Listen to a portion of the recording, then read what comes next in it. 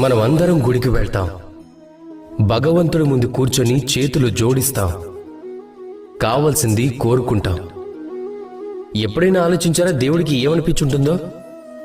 నా భక్తులు నా దగ్గరకు వచ్చేది కోరికలు నెరవేర్చుకోవడానికి కానీ నన్ను కలవడానికి కాదు అని.